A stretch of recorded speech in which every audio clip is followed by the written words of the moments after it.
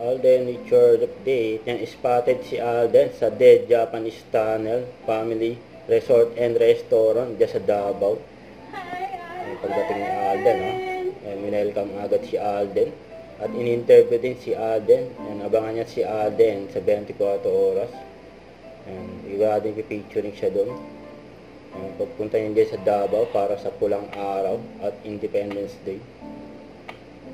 Yan, abangan din siya sa Kapuso Fans Day. Ito yung ganap ni Ade sa Rizal Park sa Davao City.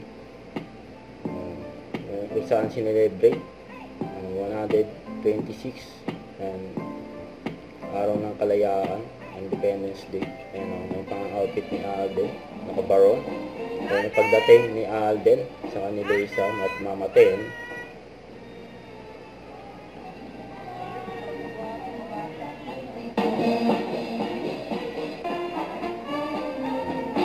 Parang gusto ko pa-picture kay Alden dyan,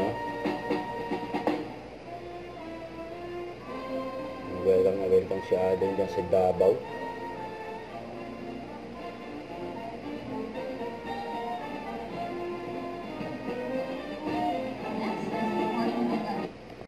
Huwag kalimutan mag-subscribe, click ang notification bell for more update. Ito po ang Richard Reaction Vlog. Bye guys, thank you for watching.